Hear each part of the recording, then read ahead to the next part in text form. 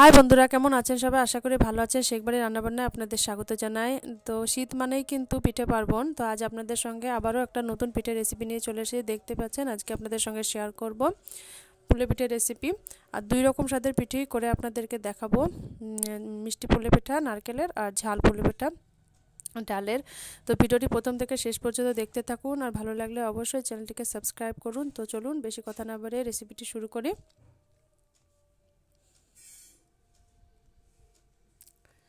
তো এখানে আমার হাঁড়ির মধ্যে নারকেল কুড়োনো নিয়ে নিয়েছি, আর নারকেল কুড়োনোটাকে গ্যাস ওভেনের মধ্যে বসিয়ে দিয়েছি। আর এখন খেজুরের গুড় দিয়ে দিলাম। খেজুরের গুড় দিয়ে আমি নারকেলের পুরটাকে বানিয়ে নেব।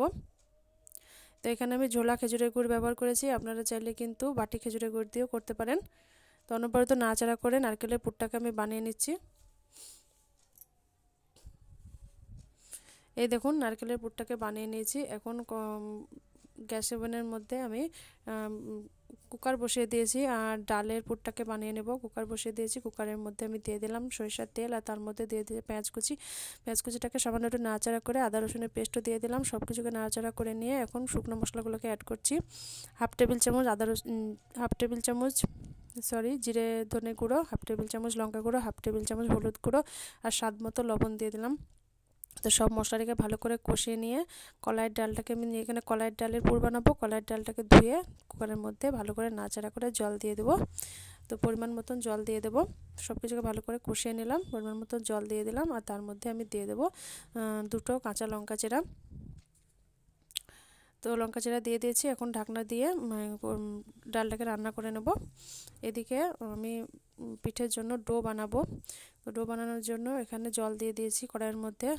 জল কিন্তু একদম ফুটে গেছে। এই পর্যায়ে আমি চালের গুঁড়ো দিয়ে দিলাম। এখানে আমি আতপ চালের গুঁড়ো ব্যবহার করেছি। ভালো করে চালের গুঁড়োটাকে জল দিয়ে নাড়াচাড়া করে এরকম করে ডো বানাতে হবে।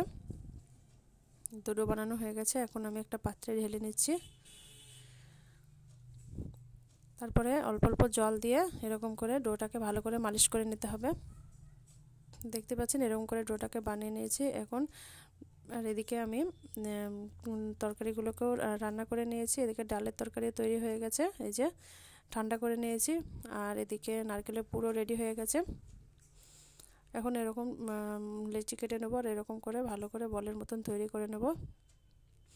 আর তারপর এইভাবে আটা দিয়ে বড় বড় করে রুটি বেলে নেব। রুটিটাকে এইভাবে একটা পাত্রের মাধ্যমে আমি কেটে নেব। এরকম গোল গোল করে কেটে নিয়েছি, আর তার মধ্যে নারকেলের পুর দিয়ে দিচ্ছি। আর ঝাল পিঠের জন্য ডালের তরকারি একটু একটু করে দিয়ে দিলাম। এখন মুখগুলোকে বন্ধ করে নেব। তো দেখতেই পাচ্ছেন এইভাবে মুখগুলোকে বন্ধ করে নিলাম।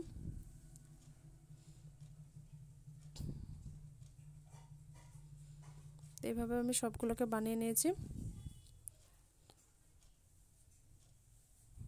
এখন ওভেনের মধ্যে হাঁড়িতে জল বসিয়ে দিয়েছি, আর জলের মধ্যে দিয়ে দিলাম জল বসিয়ে দিয়েছি। জলের স্টিমও উঠে গেছে। এখন এরকম একটা জালিদার পাত্র নিয়েছি, আর পিঠেগুলোকে একে একে এর মধ্যে দিয়ে দিচ্ছি। আর বেশি পিঠে বানাতে কিন্তু বেশি সময় লাগবে না স্টিম করতে। 2 থেকে 3 মিনিট স্টিম করলে হয়ে যাবে। একটা ঢাকনা সাজে ঢাকা দিয়ে 2 থেকে 3 মিনিট স্টিম করে নিলাম। আর দেখতেই পাচ্ছেন কতটা সুন্দর ফুলে গেছে।